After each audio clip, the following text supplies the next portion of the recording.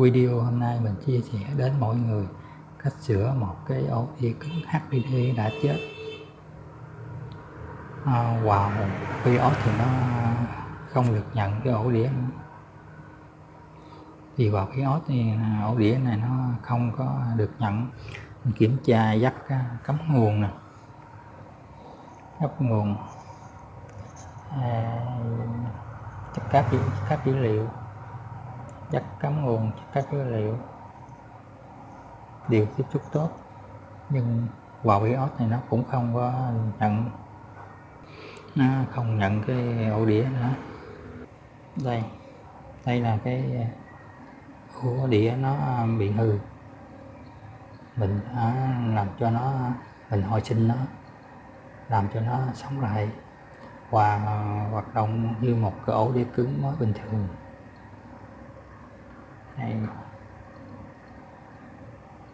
Đây. Máy đang chạy, đèn hoạt sáng.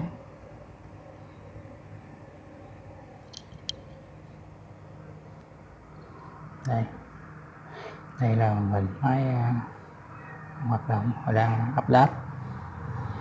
Mình cài pin rồi mình quên tắt cái tính năng tự động update nó ra. Bây giờ nó tới ngày giờ nó update lại.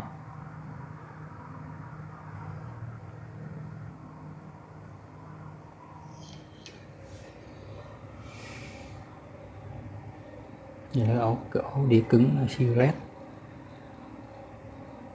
có dung lượng là 160 GB, tốc độ quay là 7.200 vòng trên 1 phút. Đây là cái tem của nó.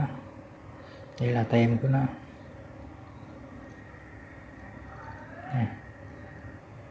Tem đó các bạn.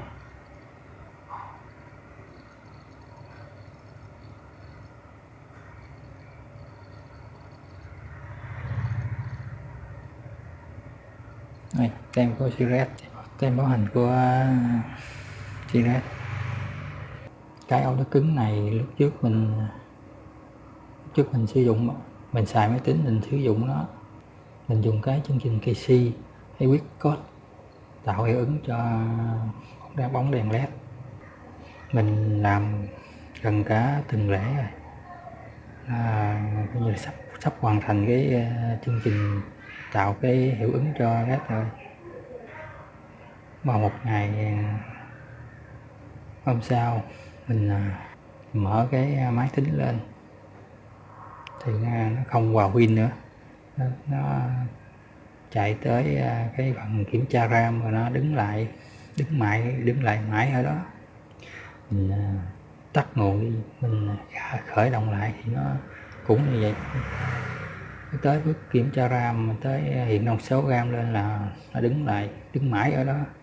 Mình nghĩ là nó bị lỗi pin, cho nên không vào được pin. Mình cũng tắt máy khởi động lại, mình cài lại pin. Mình trong quá trình cài không được, do là nó báo là không nhận được cái ổ đĩa để cài.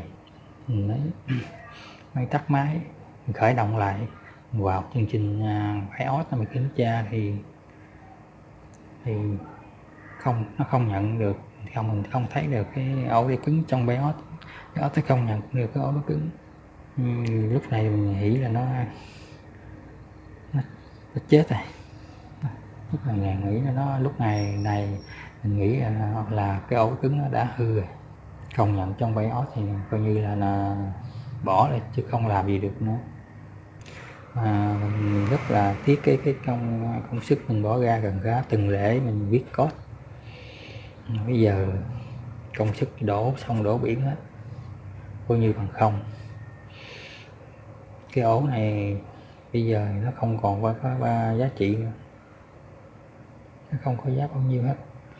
Mình không có tiếc đó, mà tiếc công sức mình bỏ ra cả tuần lễ. Mình rất là tiếc nuối. BIOS nó không đọc được ổ đĩa cứng thì không thể nào mà lấy cái dữ liệu nó ra được hết. nó không nhận mà lấy gì, mà không nhận ổ đĩa mà lấy gì, đọc ổ đĩa mà lấy dữ liệu ra, cho nên mình bỏ nó vào một cái xó và mua cái ổ đĩa khác mà vào sử dụng, mua ổ đĩa khác, ổ đĩa cứng khác gắn vào để thay thế cho nó. Cái ổ đĩa này thì cũng cách đây mấy năm, hơn 3 năm rồi.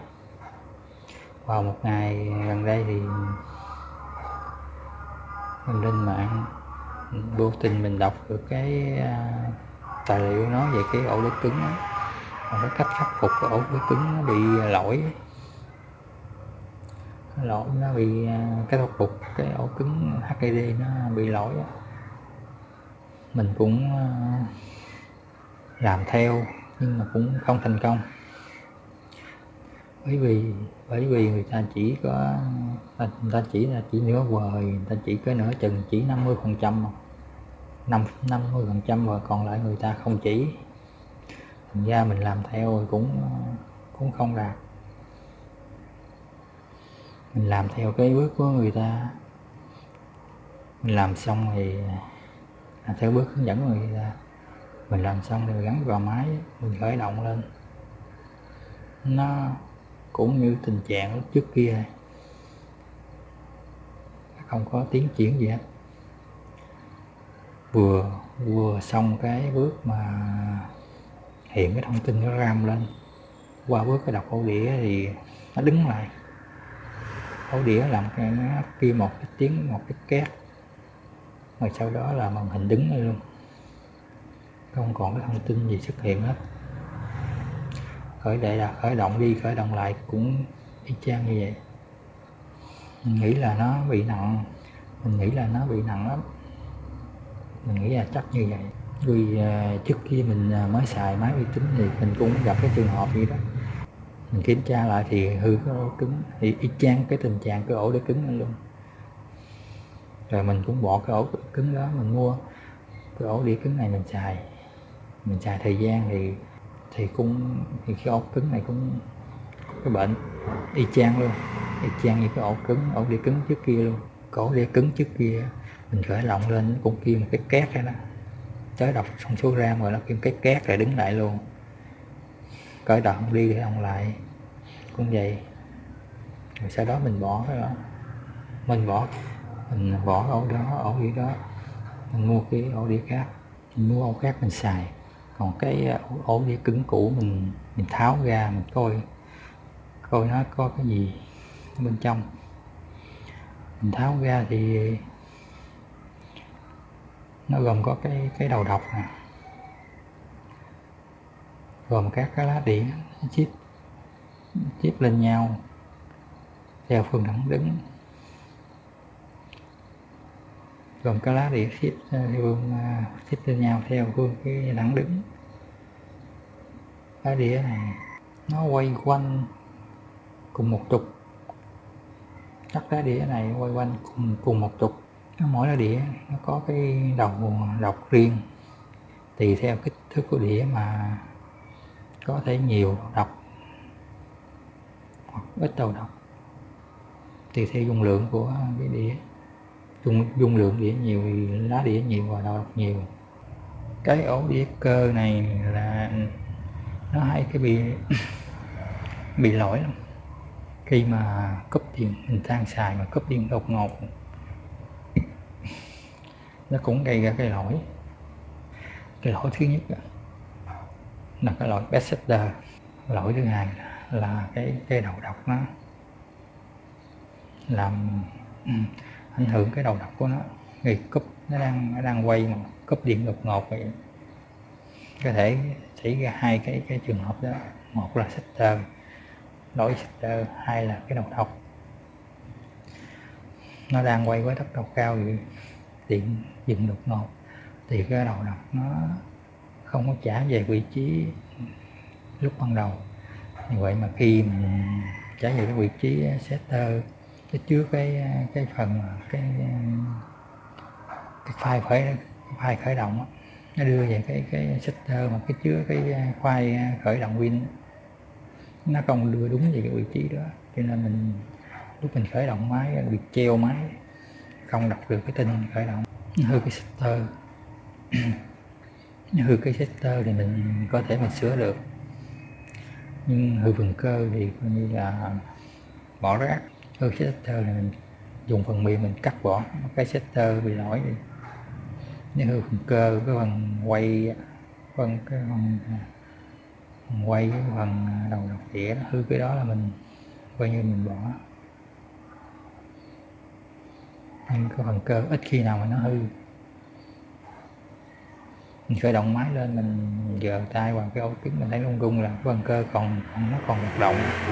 Nếu phần cơ còn hoạt động thì nếu cái ổ cứng hư boost không được, mà cái phần cơ còn hoạt động thì khả năng phục hồi lại là rất cao, phục hồi cho sống lại là rất cao. Cái đó là theo ý của mình. Mình khuyên mình khuyên với mọi người là khi dùng cái ổ đĩa cơ như thế này á, tránh tình trạng là cúp điện đột ngột. Vì cúp điện đột ngột nó sẽ hư cái ổ đĩa của mình.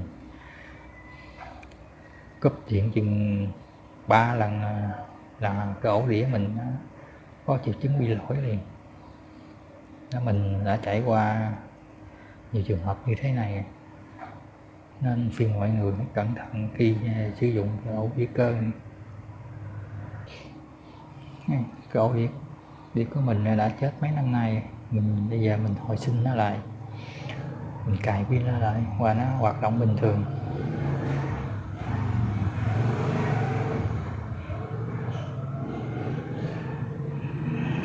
Quạt quay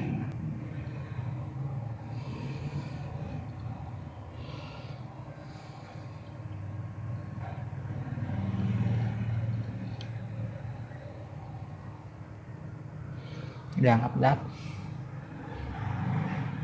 Windows đang update.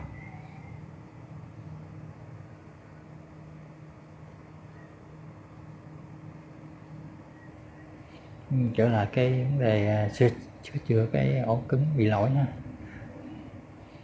Thì sửa chữa cái ổ cứng bị lỗi này qua cái hai bước chính.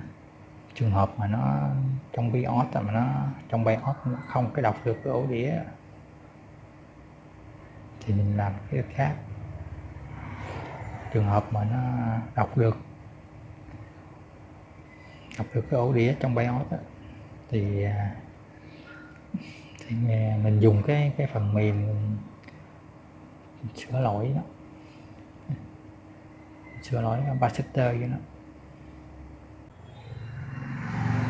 Cái trường hợp mà ổ đĩa không được nhận trong cái BIOS đó, thì mình làm như thế này, mình bỏ vào trong cái bọc này, cái túi như thế này nè, đó, bỏ túi thế này sắp lại mình quấn keo lại cái gọn này, sắp gọn lại như này, lấy keo quấn, mình quấn cho nó chặt lại.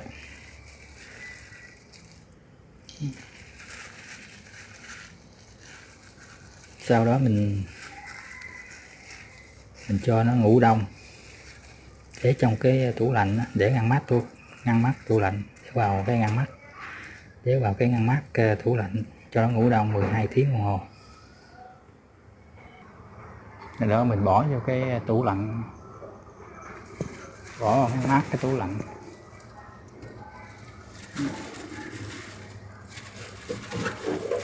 Để vào ngăn mát tủ lạnh sau 12 tiếng đồng hồ. Rồi để 12 tiếng đồng hồ mình lấy ra.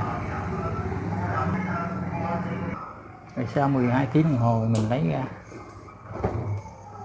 mình lấy cái ổ đĩa ra.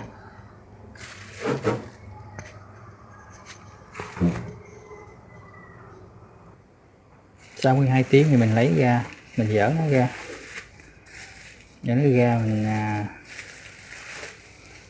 mình sấy khô cái mạch nó, mình lấy ra mình để một hồi. Thì đàn hồi thì nó tiếp xúc cái không khí bên ngoài thì nó bị ẩm ướt, cái mạch này nó ẩm ướt, mình sấy khô lại. Nếu mà lấy ra thì cho trong tủ lạnh mà lấy ra mình không sấy khô, mình đút vô máy, mình gắn điện vô, nó cháy mấy mạch trong này nè, cái ẩm ướt đó, mạch bên dương nó tiếp xúc với nhau, mình găm điện vô rồi nó cháy mạch, hư ổ đĩa luôn. Cho nên mình phải lấy cái khi lấy ra mình sấy khô lại rồi để vài tiếng đồng hồ để thời gian cho nó khô hết, ráo nước trong này hết, nó trong cái hô cứng ở trong này, ráo hết cho nó thật ráo, rồi mới đút vô máy, đưa vô máy mình khởi động, đưa vô máy khởi động vào cái ót, thì lúc này cái BIOS nó nhận được cái ổ cứng của mình đó. Nó nhận được cái ổ cứng của mình này, sau đó mình mới dùng phần mềm chuyên dụng để sửa cái Baxter của nó, dùng phần mềm này. Sau khi mình sấy khô ổ cứng mình lắp vào máy, đây là cái ổ, sau đó mình dùng cái ổ USB port chứa phần mềm là sửa chữa đĩa, mình gắn vào máy cho nó khởi động thằng cái ổ này để vào cho phần mềm mình sửa chữa đĩa.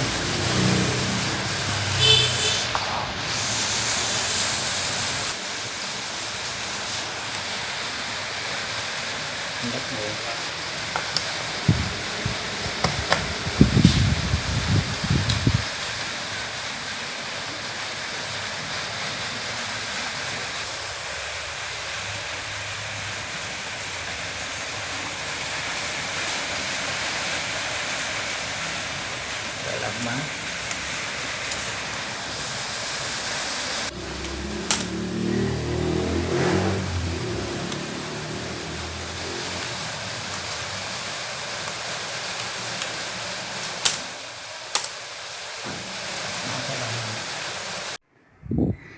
để vào chương trình sửa chữa đĩa, mình vào BIOS khởi động bằng USB.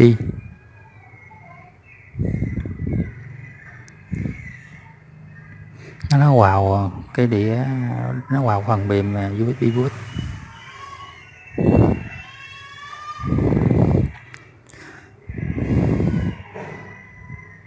Mình chọn vào mục hard disk tool,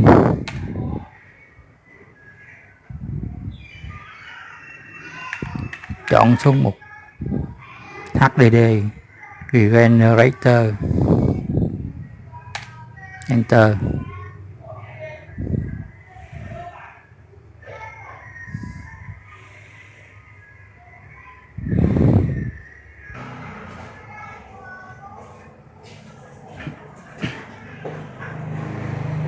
Trong một HDD Regenerator, Enter.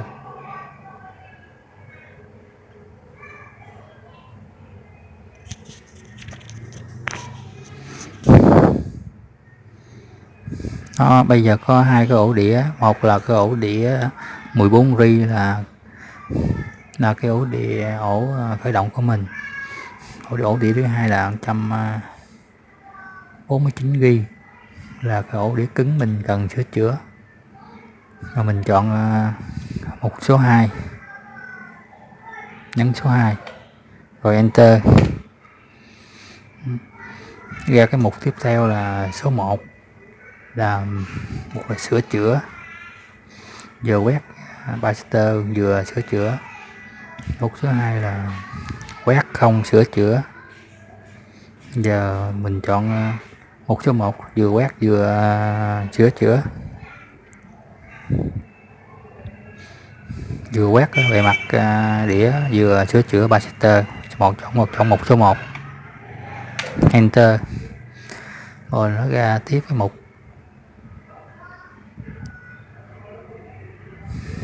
số 1 là quét toàn bộ cái ổ đĩa. Mục số 1 là quét toàn bộ ổ đĩa. Mục số 3 là quét ở vị trí nào đó ở trên ổ đĩa cứng.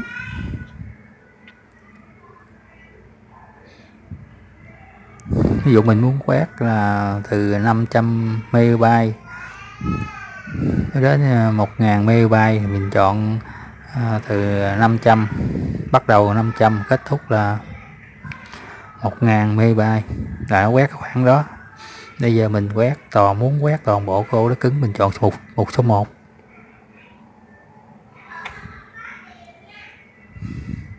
Enter. Chương trình sửa đĩa bắt đầu quét và sửa.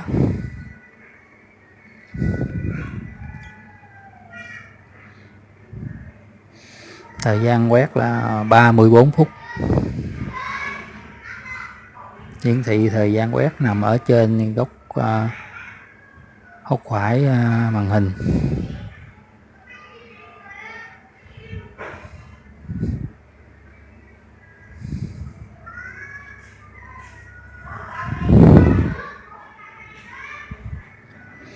Cái thanh nằm ngang nó hiển thị cái trạng thái quét từ 0% đến 100%. Khi phần mềm quét đến 100% là nó quét hoàn thành. Thời gian quét nhanh hay chậm tùy thuộc vào cấu hình của máy tính.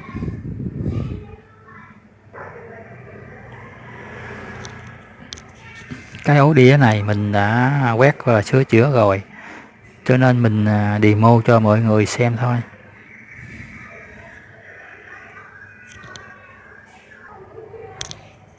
Cái ổ đĩa mình đã quét và sửa chữa rồi, mình chỉ làm demo cho mọi người xem. Cái ổ đĩa mình quét rất may là nó không có bị lỗi bisetter.